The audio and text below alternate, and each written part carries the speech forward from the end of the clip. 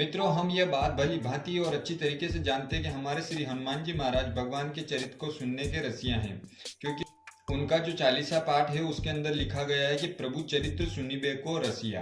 तो मैं आपको आज एक ऐसा श्लोक बताऊंगा जिसको आप कम समय में, यानी कि समय के अभाव के कारण, क्योंकि हम सांसारिक जीवन में कुछ मोह बंधनों में बंधने के कारण भगवान को उतना समय नहीं दे पाते हैं जितना कि यथार्थ देना चाहिए। यद्यपि सबके पास समय होने के कारण फिर भी हम लोग प्रपंच की बातों में, मोबाइल चलाने में या गृह कार्य में या कुछ निजी कार्य के कारण इतने व्यस्त हो जाते हैं कि हम वो कार्य नहीं कर पाते हैं। तो मैं आपको एक ऐसा श्लोक बताऊंगा जो सिर्फ आप प्रतिदिन यदि हनुमान जी महाराज को सुनाएंगे तो आपको पूरा रामचरितमानस जी के पाठ करने का फल प्राप्त होगा, या आप ये कह लीजिए कि हनुमान जी महाराज को पूरा रामचरितमानस सुनाने का फल प्राप्त होगा। तो वह श्लोक कौन सा है?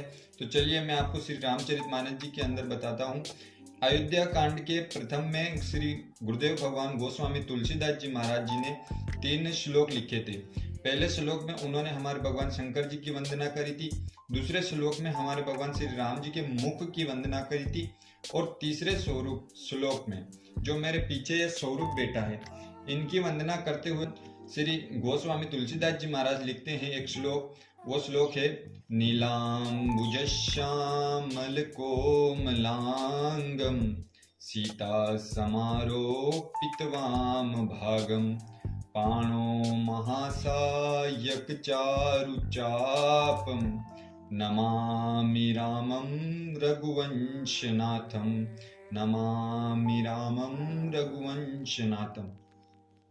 इस श्लोक के अंदर गुरुदेव भगवान ये बताते हैं कि पूरी ही श्री रामचरितमानस समाहित है। अब कैसे, इसका हिंदी अनुवाद आप समझिए। नीलांबुजस यानी जब भगवान श्री राम जी का जन्म होता है तब ये नीलांबुजस श्यामल कोमलांगम यानी वो छोटे रहते हैं, उनके कोमल कोमल अंग रहते हैं। उसके बाद सीता समारोह पितवाम भागम, भगवान के विवाह की कथा आ गई। सीता समारोह पितवाम भागम। पाणो महासायक चारु चापम यानी कि अयोध्या कांड से जो लंका कांड तक की कथा इसमें आ गई। पाणो महासायक चारु चापम नमामि रामम और रघुवंशनाथम, वापिस राम जी आकर अपने अयोध्या में सिंहासन पर बैठ गए, रघुवंश के नाथ बन गए यानी राजा बन गए। तो ये इस श्लोक के अंदर पूरी ही श्री रामचरितमानस जी को समाहित किया गया है। यदि आप प्रतिदिन इस श्लोक को श्री हनुमान जी महाराज को सुनाएंगे तो आपको पूर्ण रामचरितमानस सुनाने का फल प्राप्त होगा। आप सभी को यदि वीडियो पसंद आए तो वीडियो कर देना लाइक, चैनल पर प्रथम बार आए हैं तो चैनल को कर देना सब्सक्राइब। मिलते हैं अगले वीडियो के अंदर, तब तक के लिए आप सभी को सादर जय सिया राम।